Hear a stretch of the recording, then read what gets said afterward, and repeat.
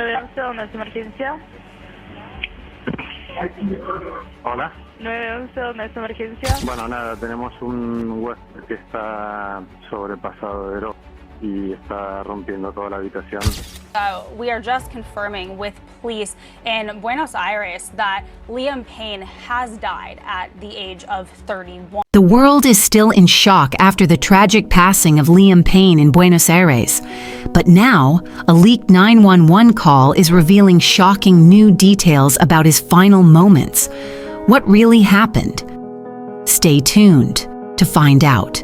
Nada, tenemos un huésped que está sobrepasado de droga y está rompiendo toda la habitación.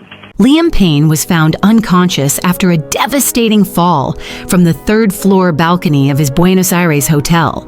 But the recently leaked 911 call from a terrified hotel worker is raising new, disturbing questions. What led to this tragic moment? It all began with a desperate call from the Casa Sur Palermo Hotel, where staff made not one, but two frantic calls to emergency services. Their voices, calm but laced with panic, described Liam's erratic behavior, smashing objects in his room and desperately needing help. Good morning. I'm calling from Hotel Casa Sur Palermo, Costa Rica 6032. What is happening, sir? We have a guest drunk on drugs and alcohol. When he's conscious, he's breaking everything in the room. In the first call, the hotel worker made it clear. They were afraid of what might happen next, fearing the situation was spiraling out of control. But the most chilling details came from the second 911 call, which was leaked to the public overnight. The first call had mysteriously been cut off, leading the hotel employee, identified as Esteban, to call back in a panic. "Hello, where's the emergency?" the operator asked calmly.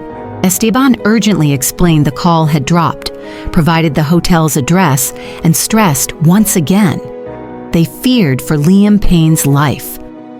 We need to send someone with urgency because I don't know if the guest's life is in danger because he's in a room with a balcony and we were afraid he could do something that threatens his life. The fear in the worker's voice was unmistakable. They were no longer just concerned about a trashed hotel room. They feared Liam Payne might harm himself. His behavior had already raised serious alarms.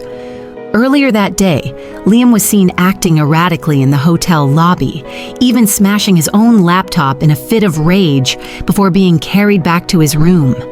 As the night progressed, the situation worsened. Sources suggest a dangerous mix of drugs and alcohol may have left him unstable. With access to a third-floor balcony, the hotel staff feared the worst. Though the full details of what happened inside Liam's room remain unclear, the leaked emergency calls paint a disturbing picture. The head of reception told dispatchers that Liam had been staying at the Casa Sur Palermo for 2 or 3 days, and during that time, his behavior had grown increasingly concerning. Unable to enter his room due to his erratic state, the staff pleaded for urgent help. How long has he been there? Is it a long-stay hotel? The guest has been there for the past 3 days. You don't any other information because you can't get in, right? No. We are also notifying Medical Emergency Attention Service. Despite frantic efforts, the tragedy everyone feared unfolded. Fans gathered as police blocked off the hotel, and forensic teams in protective suits rushed in. But by the time emergency services arrived, it was too late. Liam Payne had fallen 45 feet from the balcony and was found unresponsive.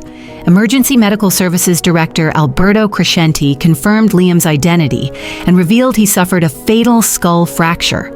His body was taken for a post-mortem. Just hours before, Liam had posted a final series of Snapchats. In one, he smiled with his girlfriend, captioned, "Lovely day in Argentina." Another mentioned his Halloween plans. The most haunting? A photo of his hotel with the caption, "Happy I got some time away," and a heart emoji. Was Liam masking deeper pain? Adding to the tragedy was Liam's recent legal battle with ex-fiancée Maya Henry, who had issued a cease and desist letter. Fans began to speculate. Was the pressure of heartbreak and unresolved issues too much for Liam to bear? Liam Payne's career was a roller coaster, from his breakout on The X Factor to global fame with One Direction. He brought joy to millions, but fame's weight and personal turmoil seemed too heavy in his final moments. In 2016, One Direction's indefinite hiatus left fans heartbroken, unsure of what the future held for their favorite stars. For Liam, it was a chance to forge his own path. He debuted as a solo artist with his 2019 album LP1, featuring hits like Strip That Down and For You.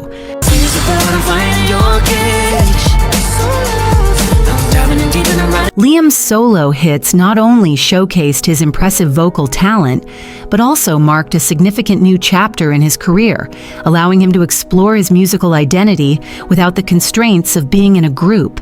However, fame brought its own challenges. In recent years, Liam battled personal struggles, including a serious kidney infection in 2023 that forced him to postpone his South American tour, leaving fans deeply concerned for his well-being. Just a month before his tragic passing, he announced his role as a judge on a new Netflix show, rekindling hope among supporters who saw it as a sign of a major comeback. Yet little did they know, the shadow of tragedy loomed large over these hopeful moments. Liam James Payne was born on August 29, 1993, at New Cross Hospital in Wolverhampton, England. Raised in the Heath Town district, he was the youngest child of Karen and Jeff Payne. With a nurturing environment alongside his two older sisters, Nicola and Ruth, it was clear from an early age that Liam was destined for something special. However, his early years weren't without challenges. Born 3 weeks premature, Liam faced numerous health issues, including a scarred kidney that necessitated frequent hospital visits and daily injections, 16 each morning and another 16 every evening. Despite these hardships, Liam showed remarkable resilience. He channeled his energy into athletics, joining the Wolverhampton and Bilston Athletics Club, where he became one of the top 1,500-meter runners in his age group. This determination and dedication would serve him well throughout his life. Liam's passion for performance blossomed at 12 when he joined the Pink Productions Theater Company, where he had his first major role as Tony Manero in Saturday Night Fever. This experience ignited his love for music and the stage. By age 14, he made a bold move into show business by auditioning for the 5th series of The X Factor. His rendition of Frank Sinatra's Fly Me to the Moon earned him a spot in the competition, but he was cut during the boot camp stage. However, Simon Cowell saw potential in him and invited him back for the Judges' Houses stage, where he faced rejection once again. Cowell's encouragement to return in 2 years proved pivotal. In 2010, Liam returned to The X Factor for its 7th series, armed with newfound experience and confidence. This time, he wowed the judges with his performance of Michael Bublé's Cry Me a River, earning 4 yeses and a standing ovation from Cowell. This moment was the catalyst that launched his extraordinary journey to stardom with One Direction. Cry me a river, I cried a river over you. Liam didn't make it into the boys category at Judges' Houses, but guest judge Nicole Scherzinger suggested he team up with other contestants, leading to the formation of One Direction. Alongside Harry Styles, Niall Horan, Louis Tomlinson, and Zayn Malik, their undeniable chemistry quickly made them fan favorites. After just 2 weeks of rehearsals, they performed an acoustic version of Torn at the Judges' Houses, solidifying their bond and convincing Simon Cowell of their potential.